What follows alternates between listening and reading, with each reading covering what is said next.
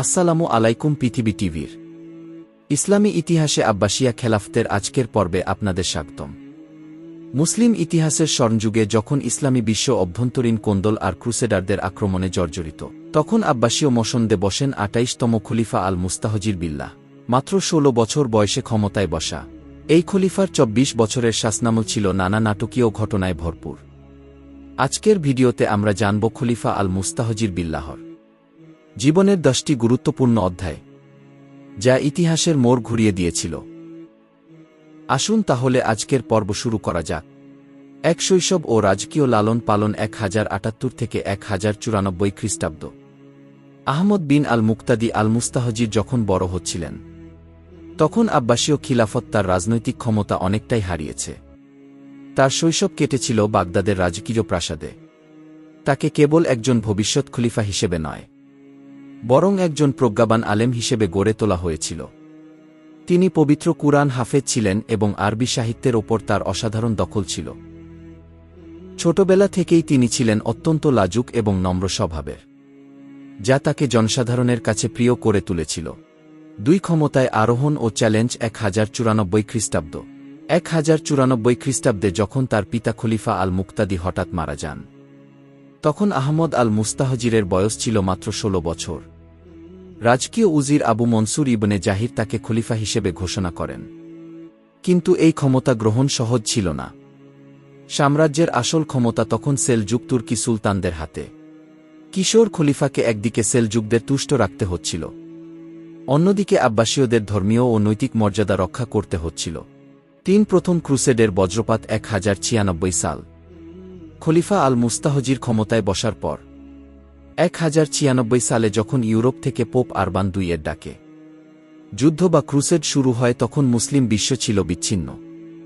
ফাতেমি খিলাফত মিশর এবং সেলজুকদের দ্বন্দ্বের সুযোগ নিয়ে ক্রুসেডাররা একের পর এক শহর দখল করতে থাকে।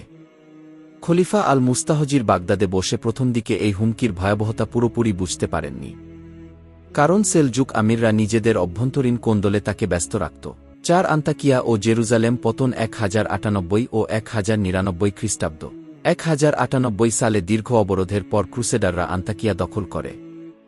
এরপর তারা ১০৯৯ সালে জেরুজালেমের দিকে ধাবিত হয়। ১০৯৯ সালের ১৫ জুলাই যখন জেরুজালেমের পতন ঘটে, তখন সেখানে ভয়াবহ গণহত্যা চালানো হয়। আল আকসা মসজিদের ভেতরেই হাজার হাজার মুসলিমকে হত্যা করা হয়েছিল। এই রক্তক্ষয়ী ট্র্যাজেডি খলিফা আল মুস্তাহজিরকে মানসিকভাবে বিধ্বস্ত করে দেয়। ইসলামের ইতিহাসে এটি ছিল সবচেয়ে বড় বিপর্যয়গুলোর একটি। বাগদাদের জুমার নামাজের সেই কান্নার রোল ১১০০ খ্রিস্টাব্দ।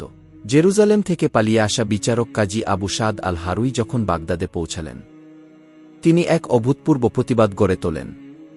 তিনি খলিফার রাজকীয় মসজিদে জুমার নামাজের সময় দাঁড়িয়ে যান এবং রমজান মাস হওয়া সত্ত্বেও সবার সামনে খাবার খেয়ে শোক প্রকাশ করেন। তিনি চিৎকার করে বলেছিলেন, তোমরা যখন সুখে ঘুমাচ্ছ, তখন ফিলিস্তিনে তোমাদের ভাইদের রক্তে নদী বইছে। খলিফা মুস্তাহজির তখন প্রাসাদের বারান্দা থেকে এই প্রতিবাদ দেখেন এবং অঝরে কাঁদেন। খলিফার রাজনৈতিক অসহায়ত্ব ও সেলজুক দ্বন্দ্ব। খলিফা চেয়েছিলেন একটি বড় সেনাবাহিনী পাঠিয়ে ক্রুসেডারদের উৎখাত করতে, কিন্তু সমস্যা ছিল সেলজুক সুলতান বারকিয়ারুক এবং তার ভাই মুহাম্মদের মধ্যে চলমান গৃহযুদ্ধ। খলিফা বারবার দুই ভাইকে চিঠি লিখতেন, তোমরা নিজেদের মধ্যে লড়াই বন্ধ করো এবং ইসলামের শত্রুদের বিরুদ্ধে এক হও। কিন্তু ক্ষমতার লোভে তারা খলিফার কথা কানে তোলেনি। খলিফাকে তখন অনেকটা ক্ষমতাহীন নামমাত্র সম্রাট হিসেবে দিন কাটাতে হয়েছে। ইমাম গাজ্জালি রহমতুল্লাহ আলাইহি ও খলিফার সম্পর্ক। এই অস্থির সময়ে ইসলামের সবচেয়ে বড় দার্শনিক ইমাম গাজ্জালি রহমতুল্লাহি আলাইহি বাগদাদে ছিলেন। খলিফা আল মুস্তাহজির তাকে অত্যন্ত শ্রদ্ধা করতেন।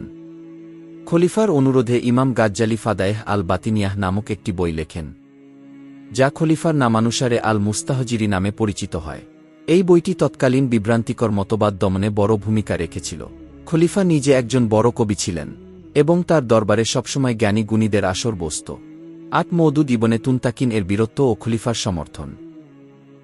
খলিফা মুস্তাহজির যখন দেখলেন সুলতানরা যুদ্ধে যাচ্ছে না, তখন তিনি মসুলের গভর্নর মওদুদকে অনুপ্রেরণা দেন।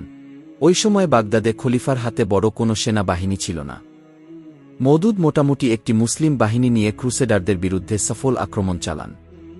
তিনি তিবারিয়াস অবরোধ করেন এবং ক্রুসেডারদের নাজেহাল করে দেন।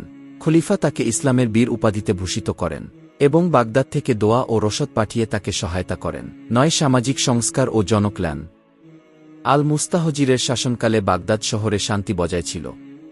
তিনি শহরের নিরাপত্তা ব্যবস্থা জোরদার করেন। তিনি নীল নদ ও টাইগ্রিস নদীর খালের সংস্কার করেন যাতে কৃষিকাজ ভালো হয়। তিনি প্রজাদের জন্য রাজপ্রাসাদের দরজা সবসময় খোলা রাখতেন এবং কারও ওপর জুলুম হলে নিজেই তার বিচার করতেন। তার দয়ার কারণে মানুষ তাকে নরম হৃদয়ের খলিফা বলত। ১০ খলিফার শেষ জীবন ও মৃত্যু 1118 খ্রিস্টাব্দ। 1118 সালে যখন মহান সুলতান মুহাম্মদ মারা যান, খলিফা আল মুস্তাহজিরও তখন অসুস্থ হয়ে পড়েন। দীর্ঘ ২৪ বছর ৩ মাস রাজত্ব করার পর 1118 সালের ৬ আগস্ট ৪০ বছর বয়সে তিনি শেষ নিঃশ্বাস ত্যাগ করেন। তার মৃত্যুতে পুরো বাগদাদ শোকাতুর হয়ে পড়ে। যদিও তার হাতে বিশাল সৈন্যবাহিনী ছিল না, কিন্তু তিনি তার চরিত্র জ্ঞান এবং প্রতিকূল পরিস্থিতিতে ধৈর্য ধরে ইসলামী সভ্যতাকে টিকিয়ে রাখার চেষ্টার জন্য ইতিহাসে অমর হয়ে আছেন। সুপ্রিয় দর্শক, খলিফা আল মুস্তাহজির বিল্লাহ এমন এক সময়ে বেঁচে ছিলেন যখন চারদিকে শত্রু। সীমিত ক্ষমতা সত্ত্বেও তিনি ইসলামের জ্ঞান ও মর্যাদাকে রক্ষা করার আপ্রাণ চেষ্টা করেছিলেন। ইতিহাসের এই খলিফাকে নিয়ে আপনার মতামত কমেন্টে আমাদের জানান।